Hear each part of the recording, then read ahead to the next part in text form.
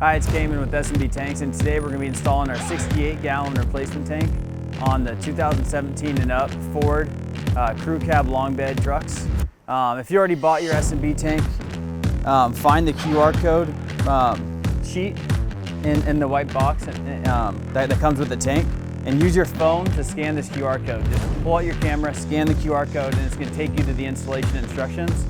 Follow those along because that is step-by-step the most up-to-date instructions, but you can use this install video as a guide. The required tools for the install are going to be an 8mm socket, a 10mm socket, 13mm, as well as a 19mm, a flathead screwdriver, a 12-inch extension, as well as a Torx 30-bit. Then to remove the locking ring off the SIN unit, you'll either need a dead blow and a pry bar, or if you have one of these special tools, you can use this as well. If the hose clamps on the vent and the fill are really hard to access, like if they're facing towards the frame of the truck, you'll want to remove the filler neck from the bed, and that can be done by removing the def and the fuel tank cap, using a pick to pry off the cover, then removing the 3 bolts that hold the assembly to the bed. Then you can lift up and have more room to access. But I already checked out the filler and the vent on this truck, and we won't need to do that. If that hose clamp is really hard to access, this 8mm socket can really help you out in the hard to reach areas. Now we're gonna be removing the factory skid plate. We'll be using 13mm sockets as well as 19mm sockets for the first 2 bolts on the driver's side. Now with a 19mm, we're gonna remove these 2 bolts.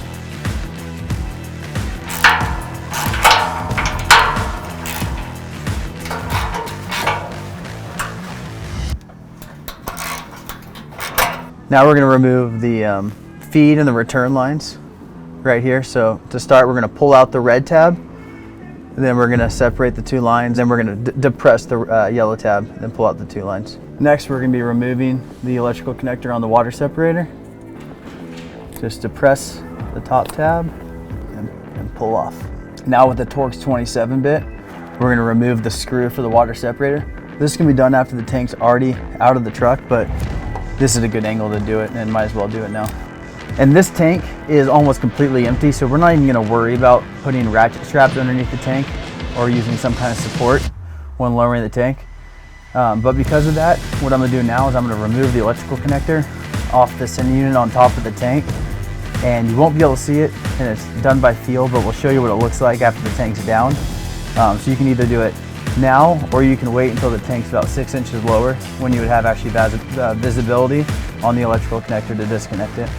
Now we're going to be removing the 3 fuel tank straps. We're going to be using a 13mm socket to remove these.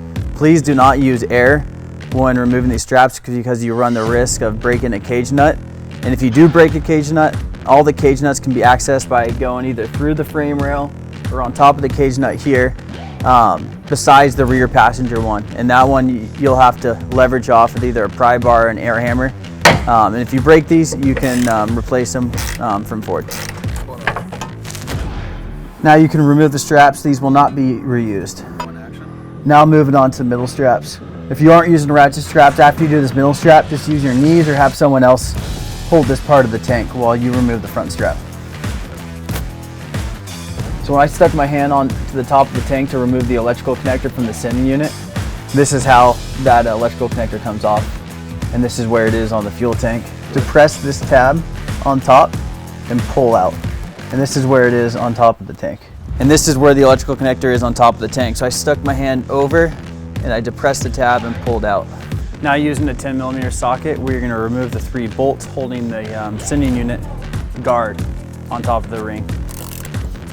And it's important to remember the orientation that this is in reference to the tank, because it's going to need to go into the same orientation on the S&B tank. Before removing the locking ring for the SIN unit, make sure that there's no dust or debris around this area, as it can fall into the tank and contaminate the fuel when you open it.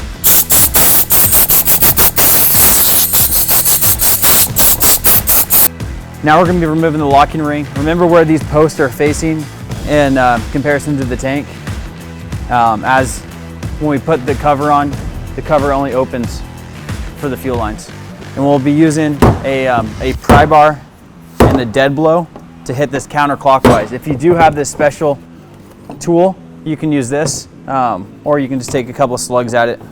Now, before we remove the sending unit, as well as the fuel lines and the water separator, we're gonna put the O-ring into the S&B tank to make sure it's ready. And right now is a good time to stick your hand in there, stick your phone in there, and look for any debris or anything that might have fallen into the tank during shipping.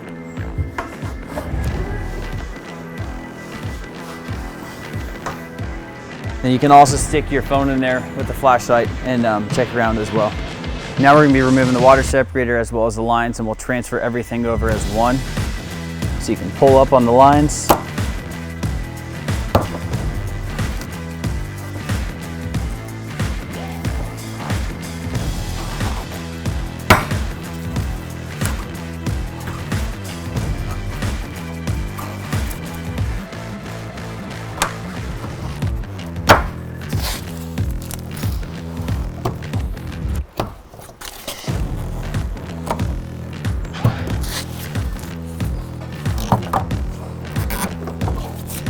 Then pull straight up on the water separator. And we're going to transfer everything over.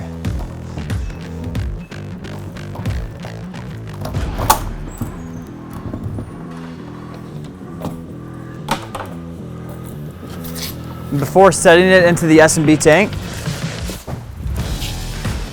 we are going to remove the green O-ring that's under here.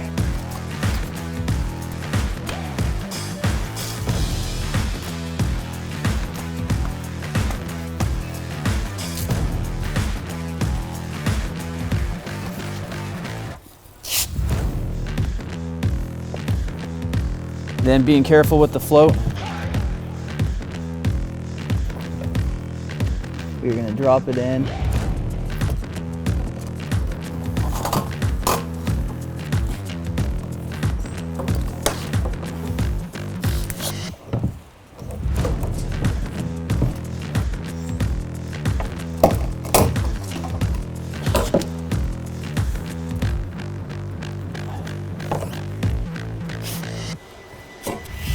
And making sure that this tab is facing the arrow on the S&B tank.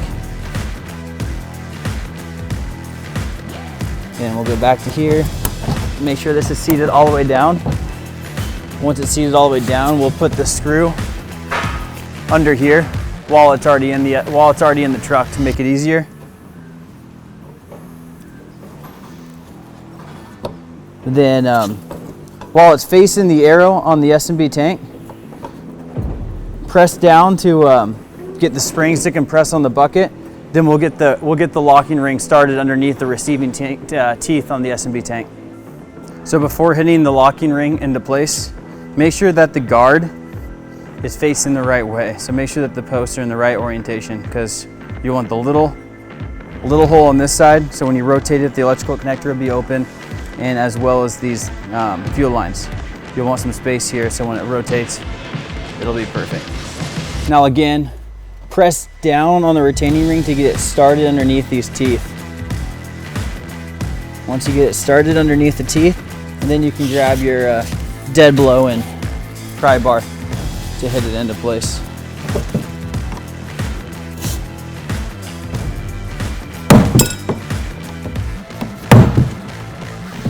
So the finished position will be when this dimple on the retaining ring right there is past the dimple on the S&B tank. Now we're going to be putting the guard back on to the sending unit using the 10 mil socket.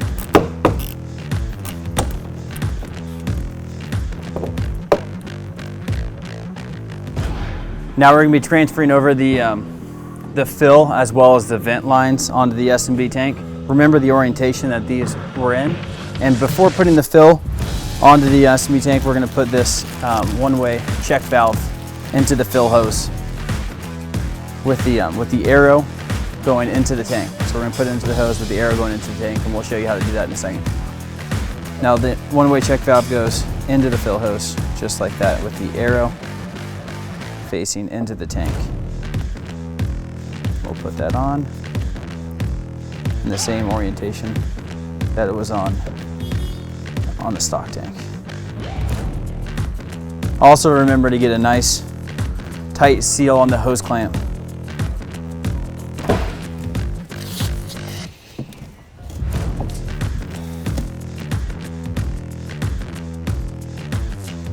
Now the SMB tank is ready to go into place. So we're going to push this underneath the truck. Then we're going to get our front support ready. Then we are going to use a jack to start jacking the tank into place slowly, so we can remember to get this over all the cross members and into place to get tied up with the fill, and to make sure that this goes over the frame and doesn't get caught up when we're jacking it in. For the front support, we're going to put the U-bolt over this cross member first. Then we're going to slide in this U-bolt holder, and the U-bolt's going to sit right into here.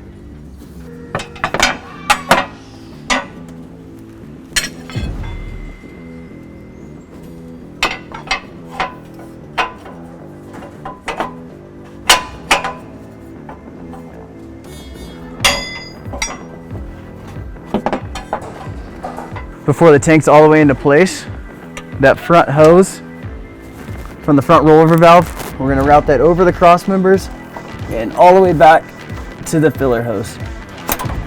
So you can snake it down and comes out right here. And also when you're lifting the tank into place, make sure that this filler and vent go over the frame rail.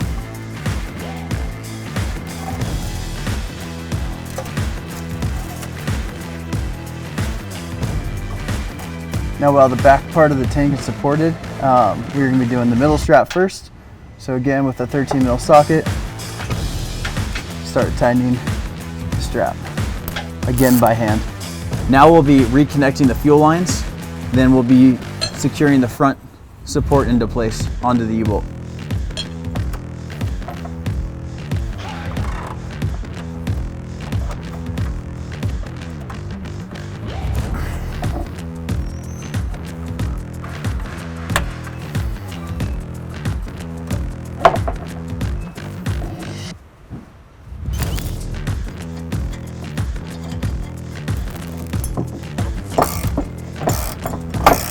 Now for the rear strap, again, we'll be using these longer bolts, but getting the strap nice and tight.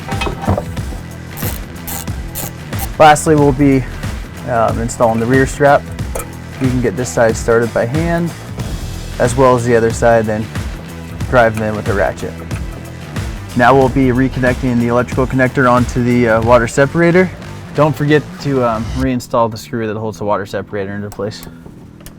And also reconnect the electrical connector back on top of the sending unit. Now we're going to be reinstalling the vent and the fill hoses. Make sure you make sure you do the vent first so you can access the hose clamp easier. Then make sure you face the hose clamps towards you to get on them easier with a flathead. Now we'll be zip tying the two vent hoses onto the filler neck assembly.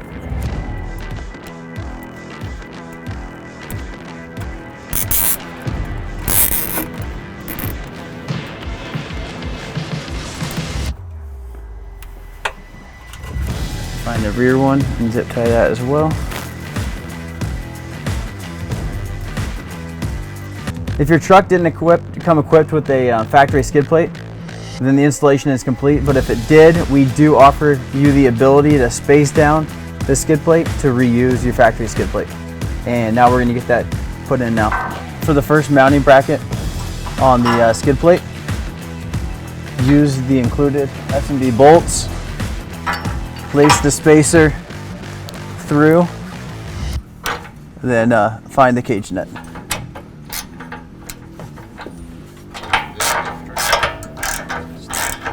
Like how we did it on the other side, it's the same concept. This bolt is going to be going through and finding the cage nut on top. So it is hard to see, so we won't be able to show you what this looks like get it installed.